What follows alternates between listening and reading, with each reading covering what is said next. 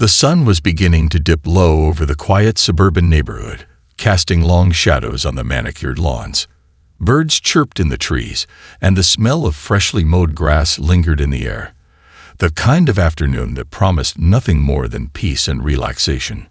But for the residents of Eastbrook Acres, peace was a fragile illusion, shattered regularly by one man, the HOA enforcer. Known only as Mr. Davis, this self-appointed cop roamed the streets like a shadow, watching from behind windows and patrolling the sidewalks with a scrutinizing gaze. Most neighbors gave him wide berth, avoiding eye contact, never making waves. For him, the HOA was more than a set of rules. It was his kingdom, and he ruled it with a rigid iron fist. Complaints had mounted over the years. Too strict, too aggressive, and even unhinged. But none dared challenge him, not directly. The fear of retribution, subtle or overt, loomed over every resident. He was the embodiment of authority in this neighborhood, and he enjoyed it. Today, however, was different. Today, the storm would hit, and no one knew it yet. In a modest home at the corner of the block, the Thompson family was blissfully unaware of the impending conflict. Their son, Ethan, was outside, bent over his newly built shed, a small project that had taken up most of his weekend.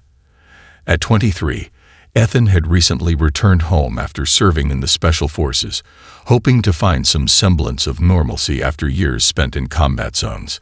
He hadn't expected to be greeted with the suffocating micromanagement of suburban life. But in a neighborhood governed by a tyrannical HOA, even the smallest decisions, like adding a shed to the backyard, could be a reason for trouble. As he hammered a final nail into the roof, Ethan wiped his brow, his muscles sore from the work. Despite his military experience, the physical labor felt grounding, a simple task that brought a brief sense of peace, but that peace was about to be shattered. From across the street, Mr. Davis was watching. He stood by his car, a long, thin figure in a khaki uniform, his eyes trained on the shed, as if it were a criminal act in plain sight. The moment he saw the roof take shape, he began moving. His boots hit the pavement with purpose, each step steady and deliberate. Ethan didn't see him at first. He was focused on tightening a bolt, unaware that he was being stalked by the HOA enforcer, a man who viewed his mission not just as a job but as a crusade. The air grew heavy, thick with the impending sense of confrontation. Mr. Davis walked with a quiet, almost sinister air, his eyes narrowing behind dark sunglasses. As Ethan straightened up, satisfied with his work, he turned just in time to see Mr. Davis crossing the lawn toward him. The man didn't smile, didn't greet him. He simply stopped in front of the shed, his eyes scanning every inch of the structure as if it were an illegal fortress. Ethan's heart rate picked up, but he kept his expression neutral, his posture casual. He'd dealt with enough tense moments in his life to know how to stay composed. Yet something about Mr. Davis made his instincts buzz. This wasn't going to be a simple, "Hey, can we talk?" moment. Mr. Davis cleared his throat, the words that followed hanging heavy in the air. "This shed, it wasn't approved by the HOA," he said, his voice tight with authority. Ethan took a slow breath, preparing himself. It was clear that the enforcer wasn't just here for a polite conversation.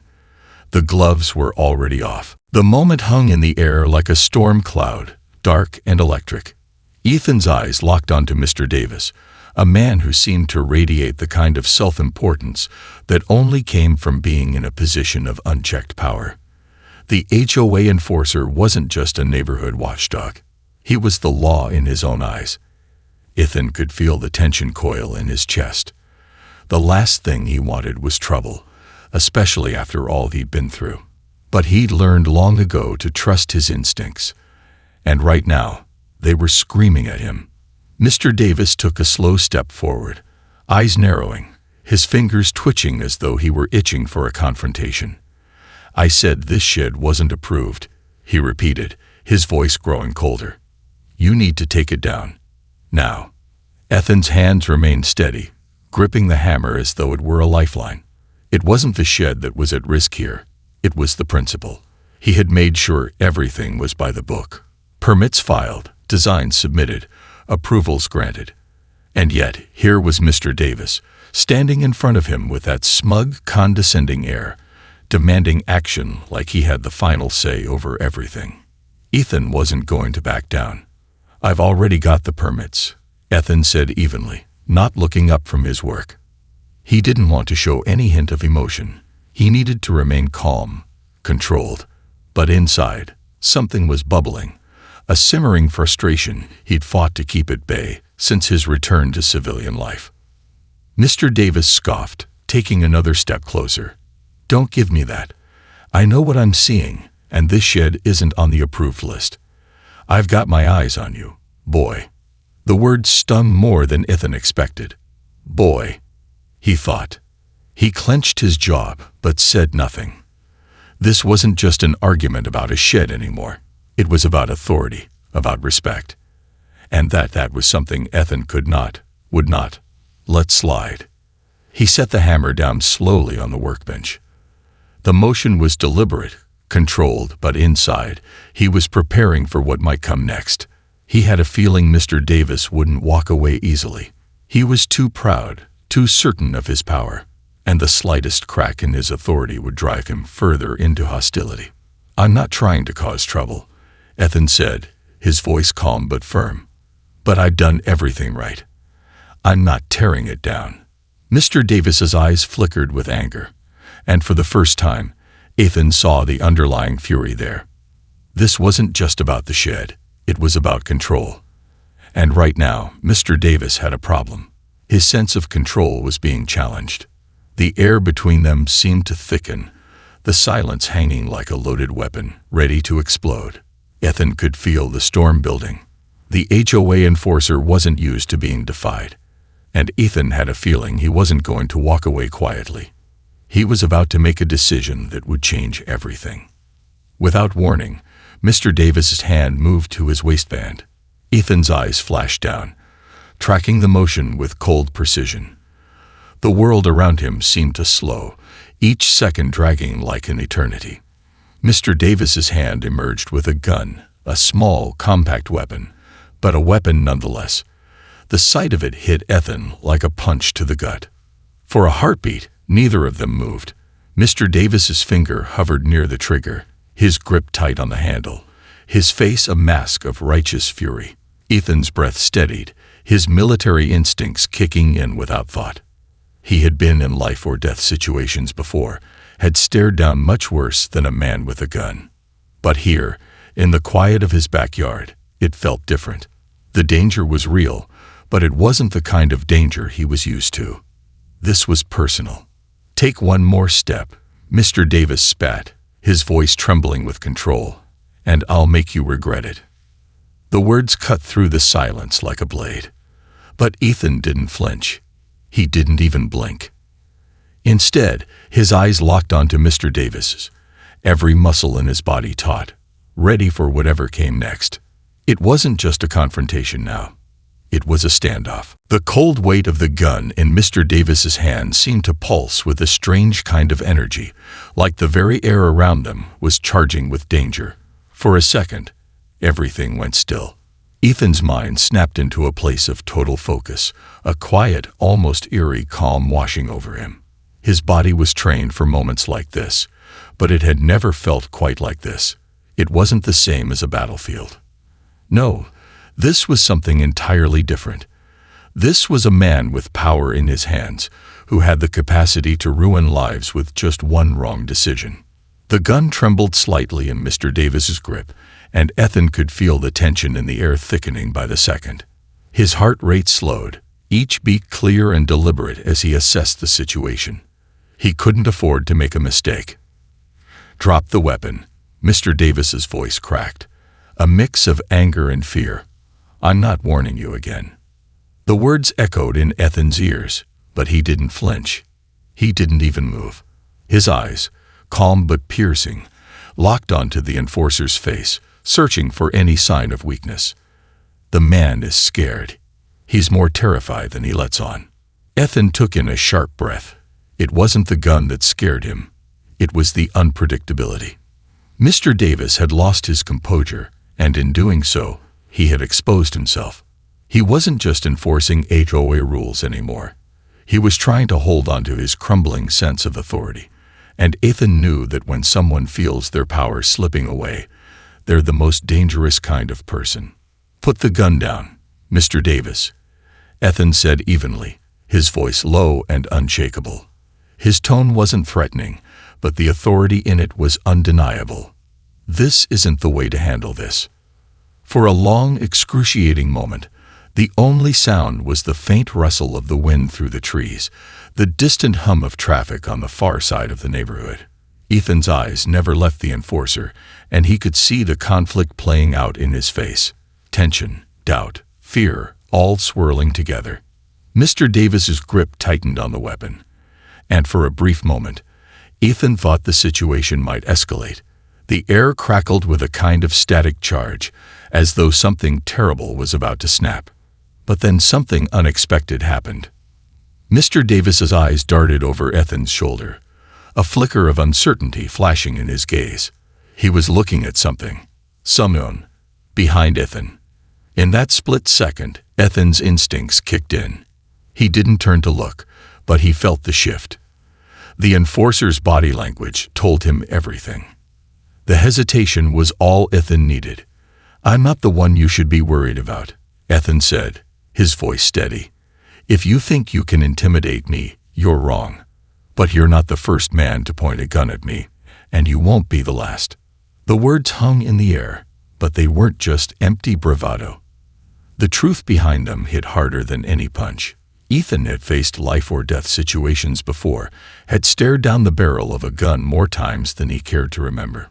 But something about this situation felt different. It wasn't the imminent threat, it wasn't the gun, it was the man holding it. The enforcer's eyes flickered again, and for the briefest moment, Ethan saw a flash of doubt. The gun wavered, just a little. A crack in his facade. He's not sure anymore. He's second-guessing himself. Then, before Ethan could process what was happening, a voice rang out from behind him. "Hey, what the hell is going on here?" It was a neighbor, Mrs. Landon, an older woman from 2 houses down, standing on her front porch with a worried expression. She had a phone in her hand, clearly poised to call someone. The sudden interruption threw Mr. Davis off balance. His gaze shifted to her, his hand twitching nervously. Ethan seized the moment. He took one step forward, just enough to make it clear he wasn't intimidated, but he kept his body language non-threatening. His eyes stayed locked on the enforcers, unblinking. "You need to leave," Ethan said, his tone not negotiable. "Now." The gun wavered again. Mr. Davis's lip curled, but this time, it was a mixture of frustration and something else. Regret, perhaps, or even fear. For the first time since their confrontation began, Ethan saw a crack in Mr. Davis's authority. The enforcer slowly, reluctantly, began to lower the weapon. But as his finger released the trigger, Ethan could feel the weight of the moment. What would happen next? Everything depended on what Mr. Davis did in the next few seconds. The tension in the air was thick enough to cut with a knife. For a moment, everything seemed to freeze. The only sound was the distant hum of traffic, the faint whisper of the wind. The world outside of this small standoff had ceased to exist. Ethan's mind was razor-focused, every synapse firing, calculating, anticipating the next move. His military training had prepared him for combat, for high-stress scenarios, but the mind games in this suburban showdown were something new, something raw. Mr. Davis lowered the gun slowly, his hand shaking slightly as it descended, but the hostility in his eyes was far from gone. It was almost as if the gun had become a part of him, an extension of his identity, and now that it was no longer in his hand, he didn't know who he was anymore. The shift in power was palpable. He had lost control, and he knew it. Ethan didn't flinch. He kept his posture steady, calm, his eyes never leaving the enforcers. He had seen this before. Men who thought their position in life gave them authority, only to find that it could be stripped away in an instant. The look in Mr. Davis's eyes was one Ethan knew all too well. fear masquerading as anger. "Let's just keep this civil," Ethan said quietly, his voice cold but controlled. The words were more for himself than for Mr. Davis. He wasn't looking for a fight. He didn't want to escalate things, but the enforcer's behavior had pushed him to the brink. Ethan had been in enough life-or-death situations to recognize when a man was bluffing, and Mr. Davis was a classic example of someone playing a game he couldn't win. The HOA enforcer took another step back, his gaze still locked on Ethan, but his body language was shifting. The gun was now tucked back into his waistband, but the unease lingered. He looked over his shoulder at Mrs. Landon, who was still standing on her porch, phone in hand. It was clear he didn't want the situation to escalate any further, but pride was a dangerous thing, especially when someone's ego had been punctured so suddenly. Ethan knew this wasn't over, not yet. He could see the storm still brewing in Mr. Davis's eyes. The man was on the edge, but he hadn't tipped over just yet. For a moment, the enforcer seemed to gather himself. His shoulders squared, his chin lifted in that familiar, arrogant way that Ethan had seen 1,000 times in his line of work. "You think you can just talk your way out of this?" Mr. Davis spat, his voice laced with venom. "You think I'm afraid of you?" Ethan's expression didn't change. "You should be," he replied quietly. "I'm not some random guy you can push around. And I'm not afraid of you either." It wasn't a boast. It was a simple truth. Ethan had faced enemies much worse than a man with a badge and a gun. His calmness, his unshakable certainty in the face of a loaded weapon, unnerved Mr. Davis more than anything else. But what really threw the enforcer off was the way Ethan said it. There was no fear, no threat, just a quiet, matter-of-fact statement. It wasn't the words, it was the delivery, the unwavering confidence that seemed to roll off of Ethan like water. It hit Mr. Davis like a punch to the gut. He took a half step back, blinking, unsure of how to respond. "You don't know who you're messing with," Mr. Davis said through clenched teeth, his voice low and dangerous. Ethan's lips curled into a tight, controlled smile. "I know exactly who I'm dealing with." For the briefest moment, the enforcer's facade cracked. The shaking hand that had lowered the gun now trembled even more noticeably. His jaw clenched, eyes darting to the street, to the neighbors watching from their windows, their doors. He realized the tide had turned. He wasn't in control anymore. And that's when it hit Ethan. The enforcer had no idea who he was up against, but Ethan wasn't just some guy from the neighborhood. He wasn't just a returned veteran trying to enjoy a peaceful life. He was Special Forces, trained to handle high-stakes, life-and-death situations. A man whose very presence in a room could shift the balance of power without a single word. The moment stretched, but Ethan could see the realization dawning in Mr. Davis's eyes.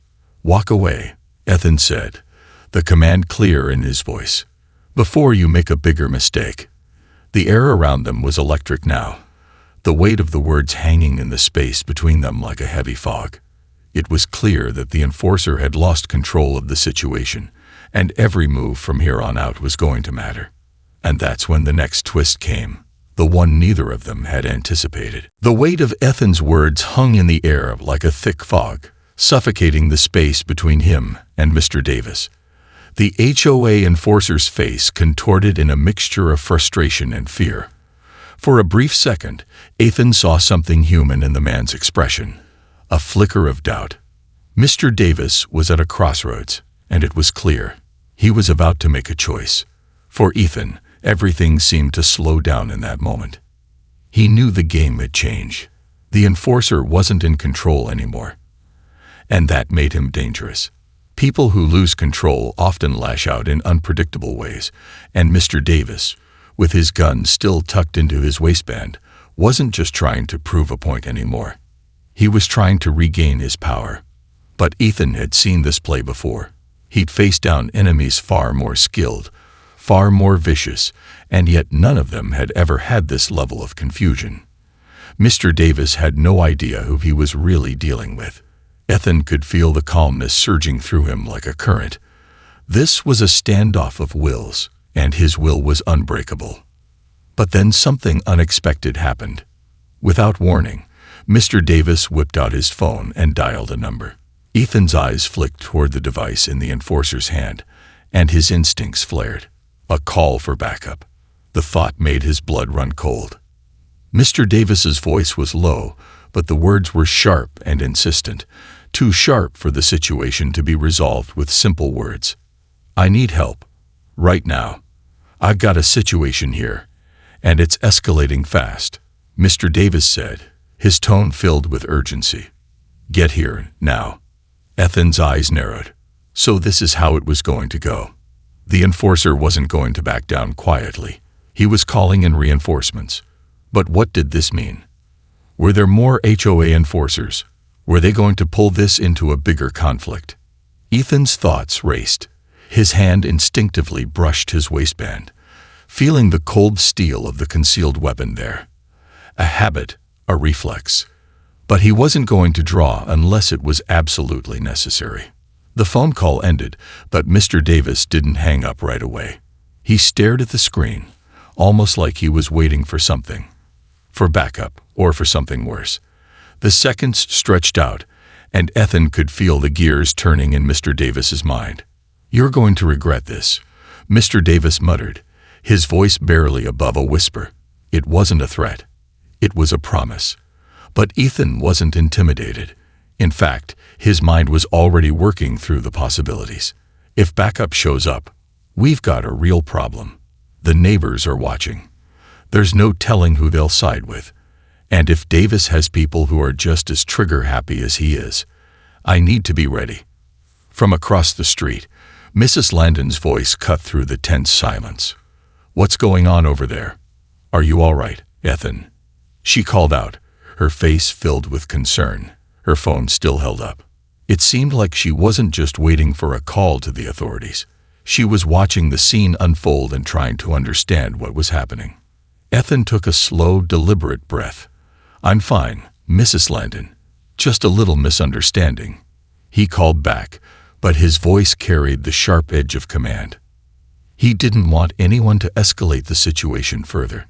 He needed to keep control, keep the focus on him.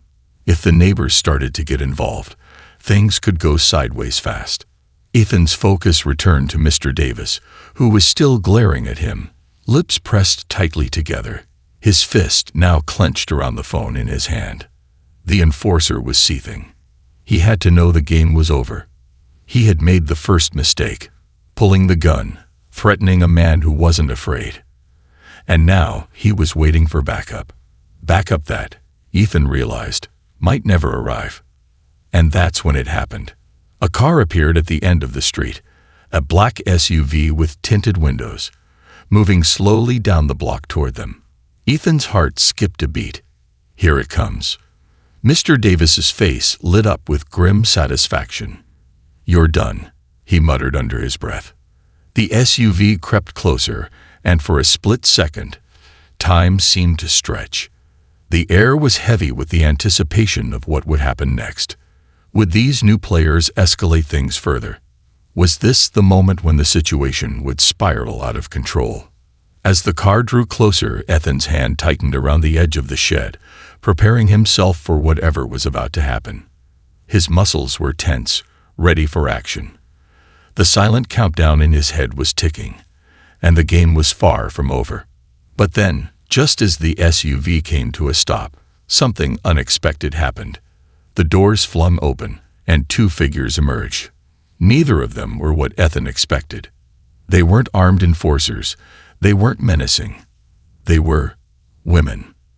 And from the way they walked toward Mr. Davis, it was clear they weren't here to back him up. The moment the SUV came to a stop, Ethan braced himself. His instincts screamed that something was about to change. This wasn't just a simple backup situation. It was too quiet, too calculated. The doors swung open, and two figures emerged, neither of them matching the typical image of intimidating enforcers. They were women. Ethan squinted in their direction. They weren't dressed in any kind of official uniform, no badges, no tactical gear.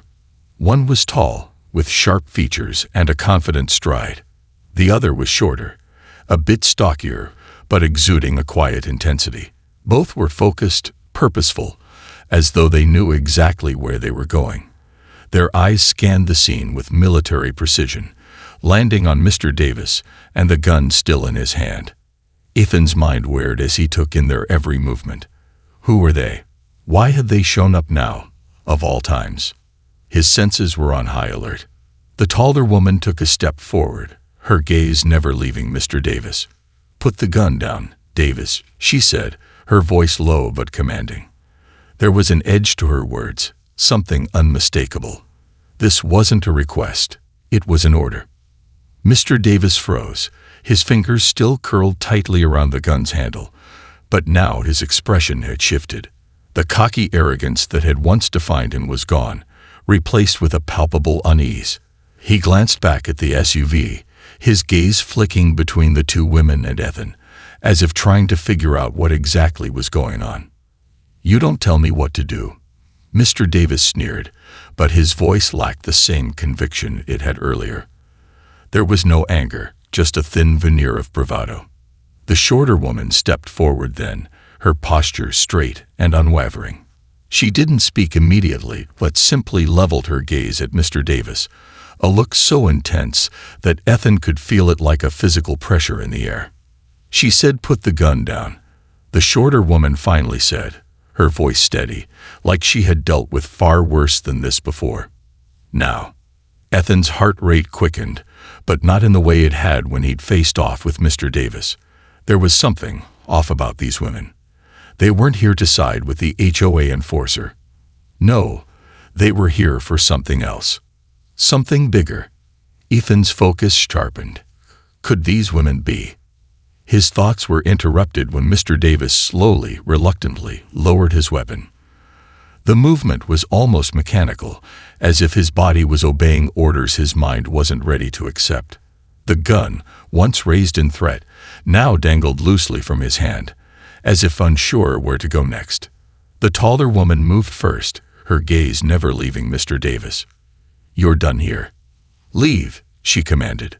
For a moment, Mr. Davis stood frozen, his fists clenched at his sides, the weight of the situation crashing down on him. Then, without another word, he turned and stormed off toward his SUV.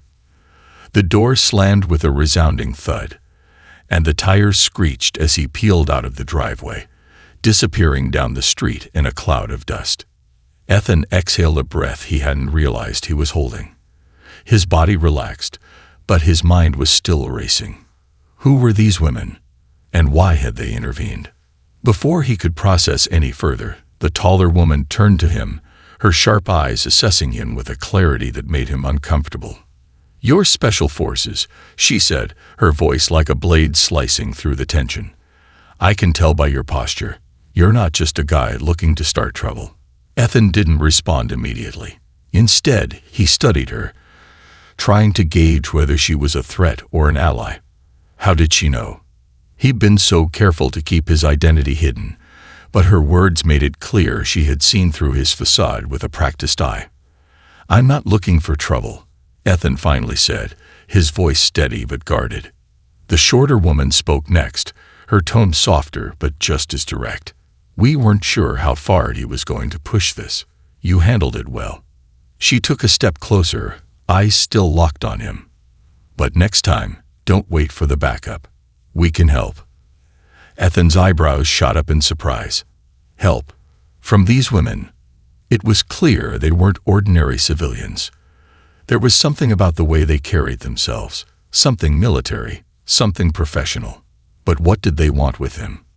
"I don't need anyone's help," Ethan said, his voice firm, though his mind was racing. "I can handle myself." The taller woman smiled, a thin, knowing smile.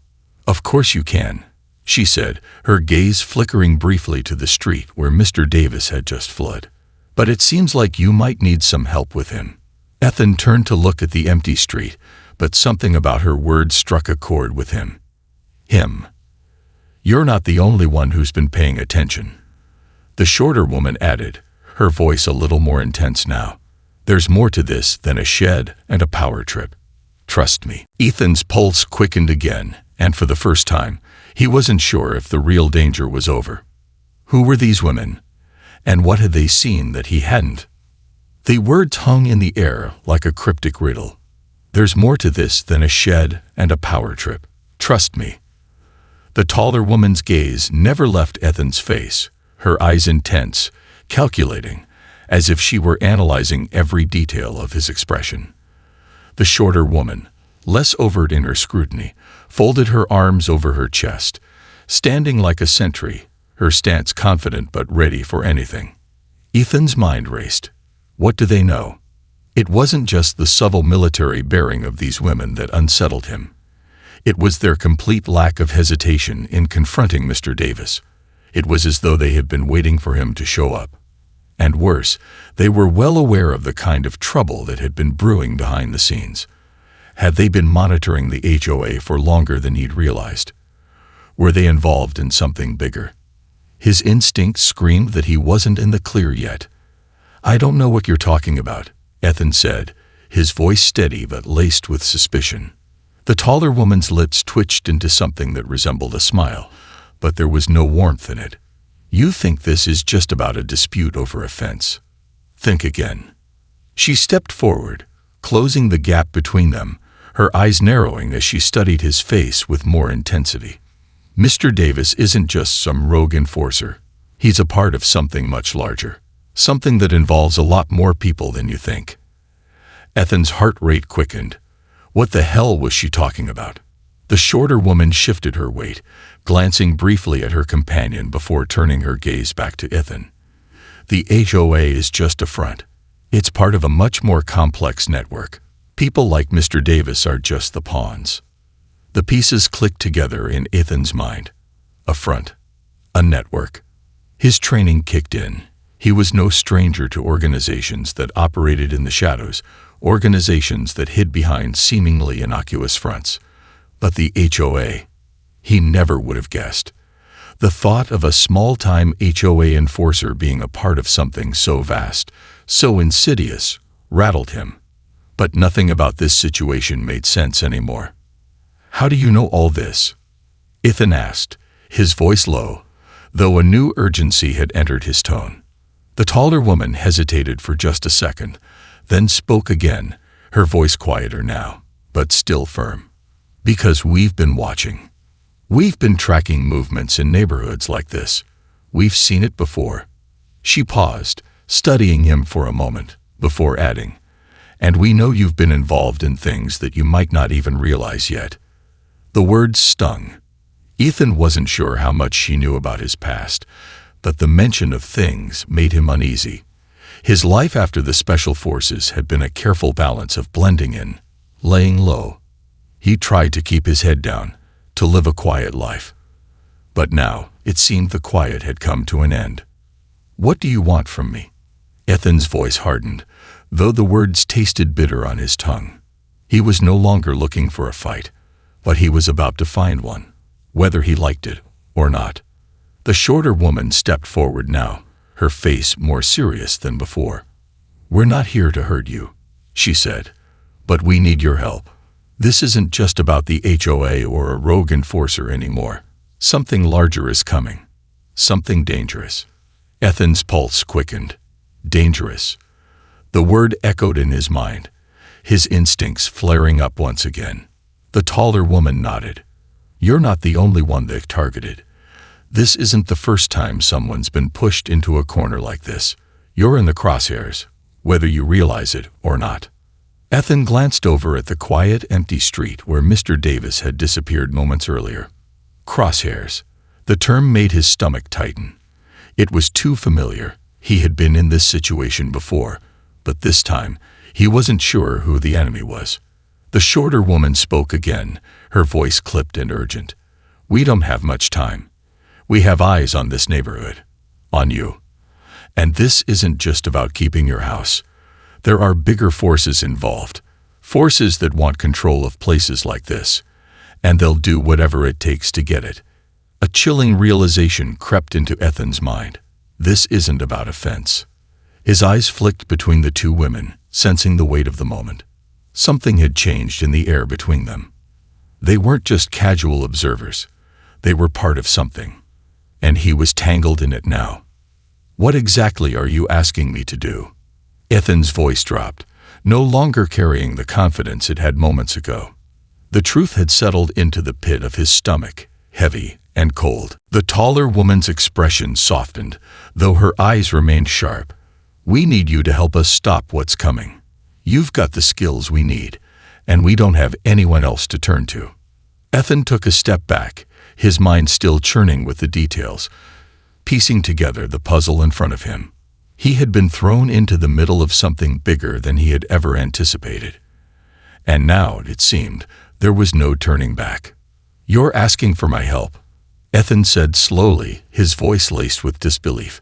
"Why should I trust you?" The shorter woman's gaze softened. "Because we're not your enemies. We're trying to protect the people in this neighborhood. The people you care about." And in that moment, it hit him. The stakes were higher than just his own safety.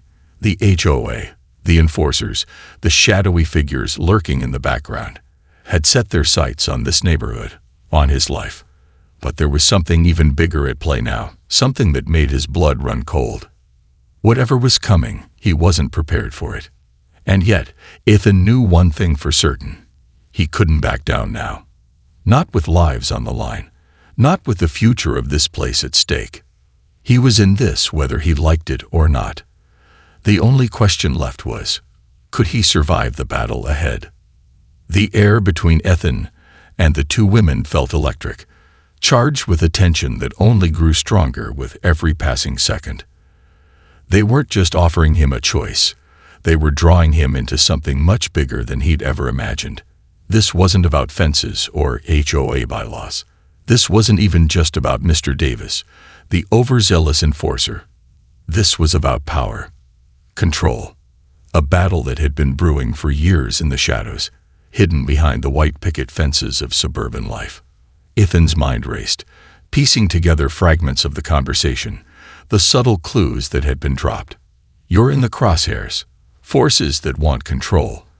It all clicked into place, but the revelation was no comfort.